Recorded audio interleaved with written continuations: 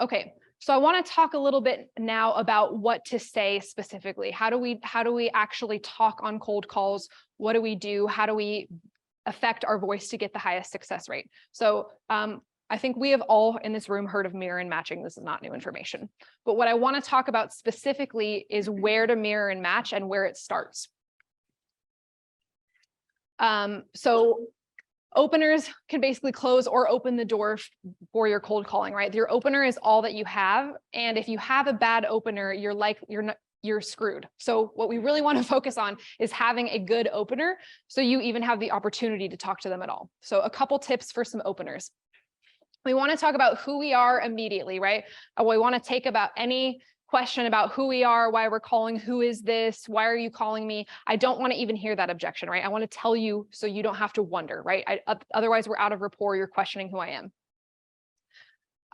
I always want to use their name. So hi, blank. This is Rachel at Whissel Realty, right? If you're asking, hey, is this Ben? Hey, is this Rachel? I hear that. I'm like, you don't know who I am. Immediately now I'm like, this person doesn't know me. It's a sales call. My brain is turned off to you. So it is, once again, the same thing with the polite thing. We don't want to ask people immediately how they are. We don't want to ask if this is the person. We want to be very assumptive when we're making cold calls, because that confidence is what will keep people on the phone. If somebody asks, hey, is this Lexi, or is this Rachel? Is this Stacy? You don't know me. I'm uninterested, right?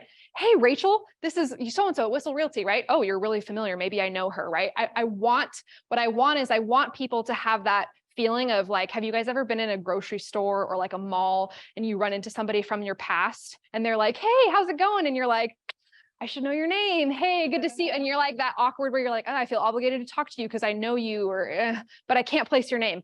I want that same feeling for the people on the phone, because that will keep me on the phone with them, right? Now they're feeling bad. They're like, Rachel, do I know her from somewhere? I want them to be thinking that so I can get the rest of my intro out before they hang up on me.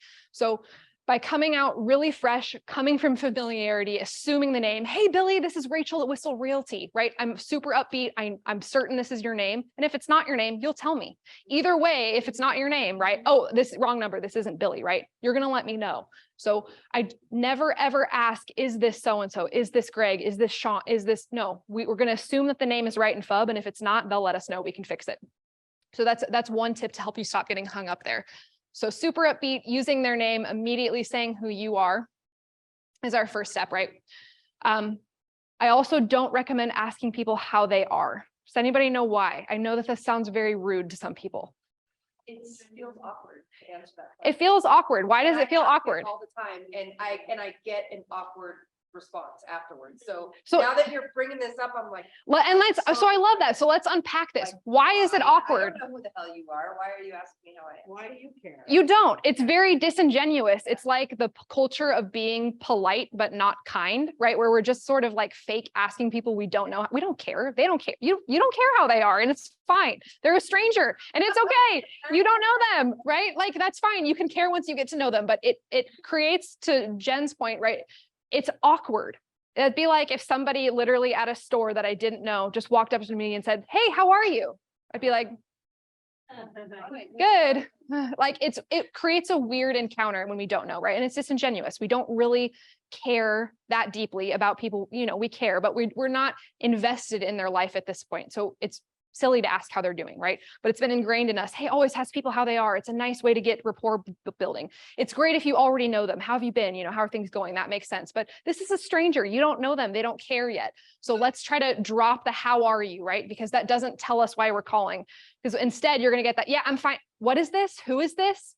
And now I'm annoyed. I'm saying, I'm fine. What? Like, what's going on? Now I'm confused and we're out of rapport. So we should never, ever, unless maybe you're from Texas, and then that might be different. But in San Diego, the people that we're calling, right, we don't need to ask strangers how they're doing, and we shouldn't do that on the first call, right? We're just telling our names, we're upbeat. They can tell that we're friendly by our tone. We don't need to ask how they're doing. So that moves into number 2, why we are calling, right? I'm calling because. So sometimes we don't include the phrase I'm calling because. Sometimes we just say, you were looking at properties, or you were doing this. I want to be very clear of why I'm calling, because I don't want to hear, well, why are you calling me? Or I didn't do that. I want to give them a reason that says, hey, you did something, so now I'm calling. I want to take away any possible objection of, well, why are you calling me? How did this happen? I'm telling you, I'm doing this because, right? It's a very cause and effect statement for people to understand what we're doing.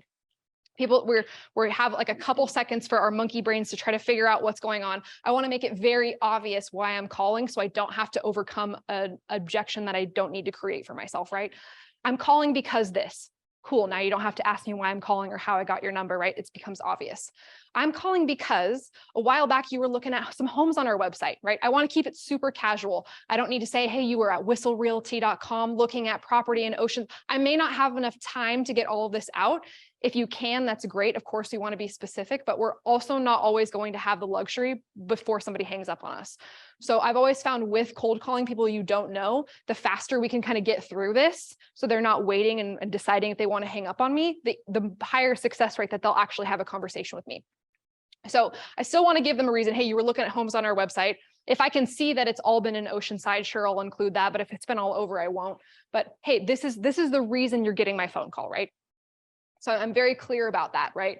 Or, hey, I'm calling because you came to my open house on Wednesday at 123 Main Street, right? I never want to say, I want to see how you're doing. I'm immediately just saying who I am, why I'm calling, and I'm saying in a very friendly tone, so it's fine that I'm not asking how they're doing. Then I want to immediately ask a question. So my favorite one for cold calling or for calling people that I don't have information about, obviously it's going to be different depending on the source that you're calling, but for the sake of this, let's just say we're calling through the pond. I want to ask a very easy question for them to answer, and I don't want to ask a super open-ended question. This is kind of controversial because everybody says, oh, ask a very open-ended question at first. The reason that I don't believe that this is super helpful with cold calling is because you don't have the rapport yet. You have nothing to go on. I don't want to create an objection for myself immediately. I do want to mostly ask open-ended questions later, but I only have one chance to try to hook this person in and get them talking. So I want to remove any friction that I can from getting them to feel like they're putting too much cognitive load into try to response. And I want to make it easy. So I love, are you still thinking about making a purchase this year, or are you just window shopping? So I want to unpack this because this is really important.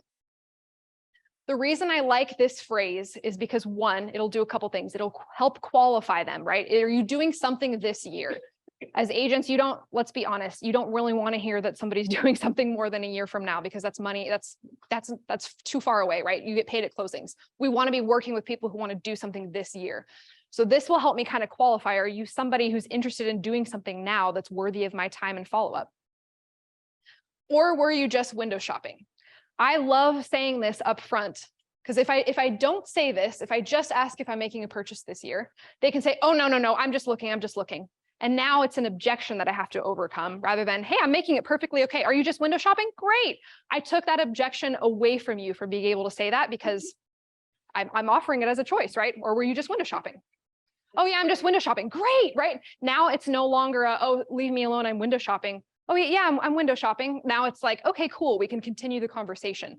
So because most of the time people are just looking, we know this, we've heard this a million times. Oh, I'm just looking. I wasn't serious. I just clicked, right? Any version of that. Most people are in that stage. So we need to make it okay for them to be in that stage and allow them to have the conversation anyway, right?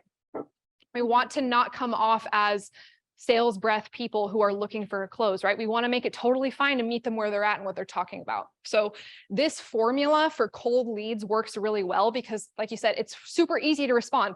Oh yeah, I'm just looking, right? They can respond with that instead of, hey, I don't have time to talk right now, right? It's way easier to respond just looking, right? And now we've even started a conversation. So having a very strict intro. I'm not a script person. I don't believe scripts work. It's more about having the conversation with people. You can't follow a practice because people won't always follow it with you. But if you have a very structured, thank you, that's the word I'm looking for, structured intro, it opens the door for success. Now we can have an open-ended conversation, but I have to get in the door because I'll never have the open-ended conversation if I'm not sharp, if I don't have a very clear intro, if I'm not super upbeat, and I don't have a question, right? So if I mess this up, it doesn't matter if and nothing else matters because I'm never gonna learn that. So spending time practicing micro-scripting openers is probably one of the best things you can do as far as script practicing, because it's what gets you in the door, right? We all know how to ask questions. We can all build rapport. We're salespeople. That's easy, right? But if we don't have a very clear opener, if we're not upbeat, we don't have a good question, we don't come off right, we'll never get there. So this is a really good structure to use. Obviously, tweak it to make it your own. If some of this doesn't resonate with you, great. But having a very clear script that makes sense to you, that feels authentic, that asks a question that's clear, that's happy, that makes it easy for them to respond is your best chance of getting your foot in the door.